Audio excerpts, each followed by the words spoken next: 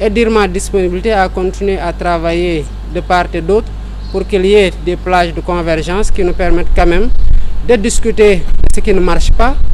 et de voir comment changer ce qui ne marche pas, parce que nous avons la responsabilité historique et l'héritage de nos pères fondateurs par rapport à cet ensemble-là, pour nous battre au sein de la CEDEAO et ensemble pour que la CEDEAO reste ce qu'elle n'aurait jamais dû cesser d'être, à savoir un organe d'intégration qui a été cité en exemple, que nous devons pérenniser, que nous devons renforcer et que nous devons protéger contre toutes les velléités qui vont dans le sens de détourner la CEDEAO de son objectif d'intégration africaine.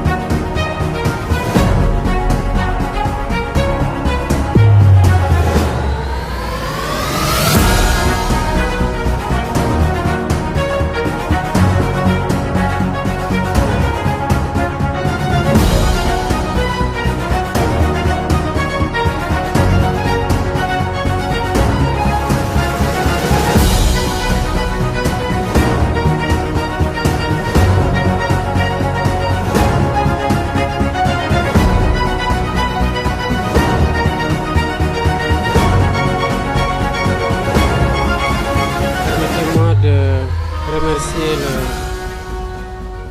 le frère et ami, le président Ibrahim Traoré, pour l'accueil chaleureux et fraternel qui m'a été réservé, ainsi qu'à ma délégation, et par sa voix remercier l'ensemble du peuple burkinabé pour cet accueil-là. C'est une visite placée sous le signe de l'amitié, de la fraternité, mais c'est aussi une visite de travail que je suis venu effectuer. Je suis venu aussi dire merci au président Traoré et au peuple burkinabé pour avoir dépêché une délégation à Dakar lors de ma prestation de serment. Et ça a été un honneur fait à moi et à l'ensemble du peuple sénégalais en cette occasion solennelle. Mais je suis surtout venu lui réaffirmer mon engagement et l'engagement du Sénégal aux côtés du peuple frère de Burkina Faso, et l'inviter pour qu'ensemble nous puissions travailler à raffermir les relations entre les deux pays sur le plan commercial, sur le plan des échanges, sur le plan de l'intégration et de la circulation possible entre les deux pays à travers aussi l'étape malienne, pour une meilleure circulation des biens et des personnes dans le sens d'une réalisation de l'intégration africaine qui nous tient beaucoup à cœur. Mais je suis venu aussi lui dire toute ma solidarité et ma fraternité avec le peuple burkinabé frère dans la période difficile qu'il traverse, mais lui dire aussi mon admiration pour la vaillance de ce peuple-là, sa combativité et sa résilience. Et je sais que la dignité et l'honneur dont ils ont fait preuve, je veux dire les Burkinabés avec son leadership,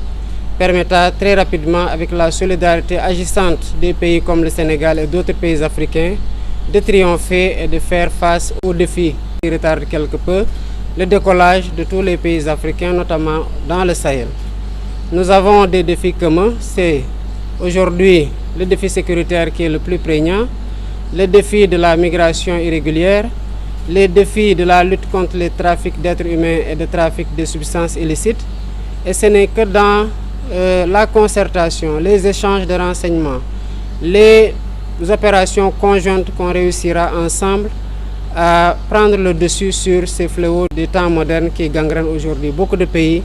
et qui retardent, comme je l'ai dit tantôt, le décollage de ces pays-là. Je repartirai du Burkina Faso très réconforté de l'ouverture d'esprit et de la disponibilité du président Ibrahim Traoré, mais surtout de sa disponibilité à renforcer avec nous l'axe Dakar-Ouaga pour développer davantage les échanges et la coopération. Nous avons aussi abordé le sujet de la CEDEAO, comme je l'ai fait dans les pays que j'ai visités jusqu'ici. Et je comprends aujourd'hui que les positions soient quelque peu figées, mais je perçois dans chacune de ces positions-là, ou les tenants de ces positions, une fenêtre d'ouverture qui peut permettre de nouer un fil, si tenu soit-il, du dialogue. J'ai toujours l'habitude de dire, on le constate aujourd'hui au niveau de la CEDEAO, que les portes du dialogue sont certes fermées, mais qu'il ne nous faut pas non plus fermer les fenêtres et tirer les rideaux, qu'il faut laisser des espaces pour nous aller, nous disputer s'il le faut, mais vider ce qui est en nous, mais surtout pour permettre à des pays qui sont un peu plus éloignés sur le plan physique des théâtres d'opération liés à l'insécurité, de comprendre ce que les pays qui le vivent directement sur le terrain sont en train de vivre et d'avoir plus de compassion, de se sentir davantage concerné, parce que le fléau, il y a toujours une zone de démarrage, mais quand on voit aujourd'hui l'expansion, on sait qu'aucun pays n'est épargné, ni directement ni indirectement, et c'est pour ça aussi que je profite de ces visites d'amitié et de travail qui sont particulièrement centrées sur la coopération bilatérale, mais j'en profite pour adresser ces questions-là et dire ma disponibilité à continuer à travailler de part et d'autre pour qu'il y ait des plages de convergence qui nous permettent quand même de discuter de ce qui ne marche pas et de voir comment changer ce qui ne marche pas, parce que nous avons la responsabilité historique et l'héritage de nos pères fondateurs par rapport à cet ensemble-là,